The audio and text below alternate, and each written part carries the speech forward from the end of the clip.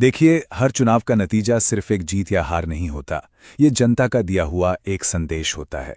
एक मौका होता है कि हम रुकें, गहराई से सोचें और शासन की एक नई, बेहतर रूपरेखा तैयार करें।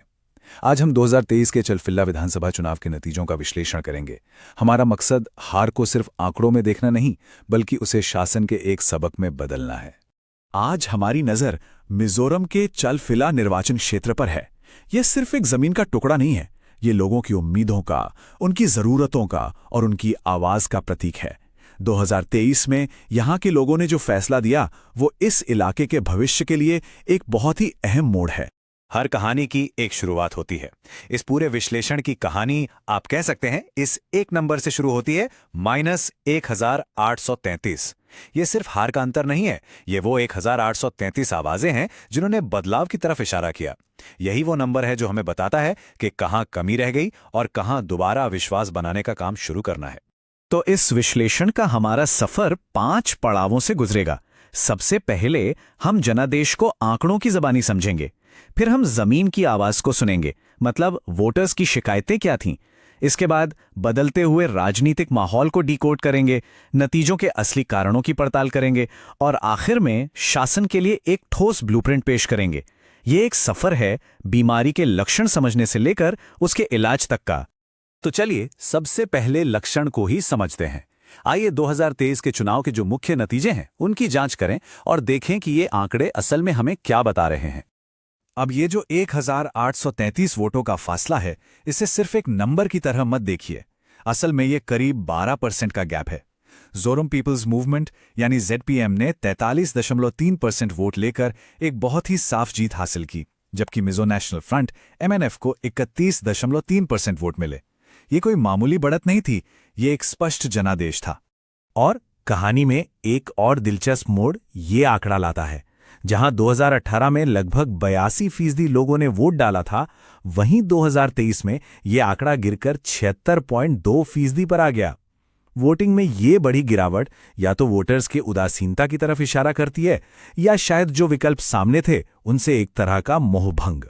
जब लोग वोट देने ही नहीं आते, तो ये अपने आप में एक बहुत बड़ा संदेश होता है। चलिए अब आंकड़ों के क्यास से आगे बढ़कर क्यों को समझते हैं। हम उन असल मुद्दों की पड़ताल करेंगे जो जमीन पर लोगों ने महसूस किए और जिनकी वजह से ये नतीजा हमारे सामने आया। जब हमने जमीनी हकीकत को खंगाला, तो 4 बड़ी बातें बार बार सामने आई। पहली, बेरोजगारी और भाई भतीजावाद। दूसरी, शिक्षा की खराब क्वालिटी। तीसरी, हेल्थ केयर तक ठीक से पहुंच ना होना। और चौथी, गांव में बुनियादी सुविधाओं की कमी। ये सिर्फ मुद्दे नहीं थे, ये लोगों की रोजमर्रा की जिंदगी की तकलीफें थीं। लोगों की आवाज में यह दर्द साफ झलकता है। एक आम भावना ये थी कि सरकारी नौकरी काबिलियत का हक होनी चाहिए, किसी पहचान वाले का एहसान नहीं। ये एक लाइन बेरोजगारी और भाई भतीजावाद पर लोगों के गहरे अविश्वास और गुस्से को आवाज देती है। ये सिस्टम में मेरिट की मांग है। हमारे संवैधानिक मूल्य भी हर व्यक्ति की गरिमा और समान अवसर की बात करते हैं। लोगों की ये आवाज उसी गरिमा की मांग है जिसे सुनना एक जिम्मेदार लोकतंत्र का पहला कर्तव्य है। और ये तो हर माँ बाप के दिल की आवाज है। हमारे बच्चे टूटी फूटी इमारतों में एक ही टीचर से पढ़ते हैं, हम उन्हें क्या भविष्य दे रहे हैं? ये सवाल शिक्षा की क्वालिटी पर हर परिवार के गहरे भावनात्मक दर्द को दिखाता है। ये सिर्फ एक स्कूल की बिल्डिंग का सवाल नहीं है, ये अगली पीढ़ी के मुस्तकबिल का सवाल है। ठीक है, अब थोड़ा और बड़ा सोचते हैं। चलिए उन पुरानी ट्रेंड्स और आबादी में हुए बदलावों को देखते हैं जिन्होंने 2023 के नतीजों के लिए जमीन तैयार की। किसी भी चुनाव को आज में समझना अधूरा होता है, हमें थोड़ा पीछे जाना होगा। ये टेबल देखिए, ये पिछले कई चुनावों की कहानी एक साथ कहती है। हम इसमें ZPM का उदय साफ देख सकते हैं, जो 2023 में 43.26% तक पहुंच गया। हम कांग्रेस पार्टी, जो कभी यहां मजबूत थी, उसका पतन देखते हैं। और हम MNF के प्रदर्शन में उतार चढ़ाव देखते हैं। ये डेटा साफ दिखाता है कि वोटर अब बदल रहा है और राजनीतिक समीकरण भी। और अगर आप इस टेबल को एक तस्वीर की तरह देखना चाहें, तो ये चार्ट सब कुछ साफ कर देता है। ZPM का जबरदस्त उछाल देखिए और इंडियन नेशनल कांग्रेस के वोट में गिरावट देखिए। जो कांग्रेस 2013 में 50% से ज्यादा वोट ले रही थी, वो 2023 में लगभग 24% पर आ गई। ये दिखाता है कि चल फिलहाल का वोटर अब किसी एक पार्टी से बंधा हुआ नहीं है, वो बहुत तेजी से बदल रहा है। अब इसमें एक और एंगल जोड़िए, आबादी का। 2018 से 2023 के बीच वोटर्स की संख्या में करीब 25% का इजाफा हुआ। इस तेज बदलाव ने पुरानी वफादारियों को कमजोर किया और नए वोटर डायनामिक्स पैदा किए।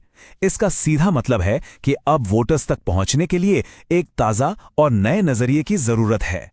तो अब हम अभियान का एक तरह से एक्सरे करेंगे। और हां, यहां हमारा मकसद किसी एक व्यक्ति पर उंगली उठाना नहीं है, बल्कि पूरे सिस्टम को समझना है। बाहर के दबाव क्या थे और अंदर की ताकत और कमजोरियां क्या थीं। एक सिस्टम के तौर पर अभियान ने कैसा परफॉर्म किया। कोई भी चुनाव अकेले में नहीं लड़ा जाता। बाहर का माहौल बहुत कुछ तय करता है। राजनीतिक तौर पर सरकार के खिलाफ एक मजबूत लहर थी। आर्थिक रूप से करीब 11.9% युवा बेरोजगारी एक बहुत बड़ा मुद्दा था। सामाजिक तौर पर आदिवासी पहचान की राजनीति का बोलबाला था। और टेक्नोलॉजी के लिहाज से व्हाट्सएप जैसे प्लेटफॉर्म पूरी बातचीत की दिशा तय कर रहे थे। ये वो बाहरी ताकतें थीं जिनके बीच अभियान को काम करना था। जब हम कैंडिडेट का आकलन करते हैं तो हम 3 पैमाने देखते हैं: विश्वास, काम और प्रभाव। इस मामले में विश्वास मध्यम था, क्योंकि सत्ता में होने की वजह से भरोसे में कुछ कमी आई। काम भी मध्यम दर्जे का ही माना गया, क्योंकि कुछ अनुभव के बावजूद बड़े स्थानीय मुद्दे अनसुलझे ही रहे। और प्रभाव कम था, मतलब निर्वाचन क्षेत्र के बाहर पहुंच बहुत सीमित थी। ये स्कोर कार्ड हमें बताता है कि वोटर्स के साथ कनेक्शन में कहां-कहां गैप रह गया। ठीक है, तो अब तक हमने बीमारी की पहचान कर ली, उसके कारणों को समझ लिया। अब बात करते हैं इलाज की, यानी प्रिस्क्रिप्शन की। चलिए, अतीत का विश्लेषण करने से आगे बढ़कर विश्वास को फिर से बनाने और लोगों को वैल्यू देने के लिए एक ठोस एक्शन लेने लायक प्लान पेश करते हैं। ये है एक 90 दिन का एक्शन प्लान, जिसे हम विन बैक लैडर कहते हैं। ये एक अनुशासित और समय पर आधारित तरीका है। पहले 30 दिनों में विश्लेषण और लोगों से दोबारा जुड़ना, अगले 30 दिनों में खास मुद्दों पर टारगेटेड कैंपेन चलाना और आखिरी 30 दिनों में जमीन पर पूरी ताकत से उतरना। हर स्टेप का एक साफ मकसद है। लेकिन ये समझना बहुत जरूरी है कि ये काम अकेले नहीं हो सकता। ये एक टीम गेम है। कैंडिडेट की भूमिका है कि वो सीधे लोगों से मिले, उनकी शिकायतों को दूर करने का वादा करे और हमेशा उपलब्ध रहे। वहीं पार्टी हाईकमान की भूमिका है कि वो सही तरीके से फंड दे, अनुभवी मैनेजर्स को जमीन पर भेजें और पूरे गठबंधन का संदेश एक जैसा रखे। दोनों को मिलकर काम करना होगा। और आज के जमाने में डिजिटल स्ट्रैटेजी के बिना कोई भी प्लान अधूरा है। व्हाट्सएप पर अपने वफादार समर्थकों के छोटे छोटे ग्रुप्स बनाना, युवाओं के लिए छोटे असरदार वीडियो रील्स तैयार करना और विपक्ष के झूठे दावों का फौरन फैक्ट चेक करके जवाब देना, ये आज के जमाने के जरूरी हथियार हैं। और हां, इस पूरी प्रक्रिया में भारत के डीपीडीपी फ्रेमवर्क के तहत हर नागरिक की प्राइवेसी और सहमति का सम्मान करना बेहद जरूरी है। बिना इजाजत किसी से संपर्क करना भरोसे को तोड़ता है, बनाता नहीं। और ये सब हमें एक आखिरी और शायद सबसे जरूरी सवाल पर लाकर खड़ा करता है: क्या चुनाव जीतना ही मंजिल है या ये सिर्फ एक शुरुआत है? इस डेटा पर आधारित नजरिए का असली मकसद सिर्फ एक चुनावी जीत हासिल करना नहीं है, बल्कि उस जीत को एक सार्थक शासन में बदलना है। ये हमें याद दिलाता है कि राजनीति का अंतिम लक्ष्य जनसेवा ही है। ये एक सफर है, कोई मंजिल नहीं। If you want to become a people-centric leader and uplift your constituency, get in touch with blueprintstrategies.ai at mgr@blueprintstrategies.ai or call 080-4204-1602. Purpose beyond politics.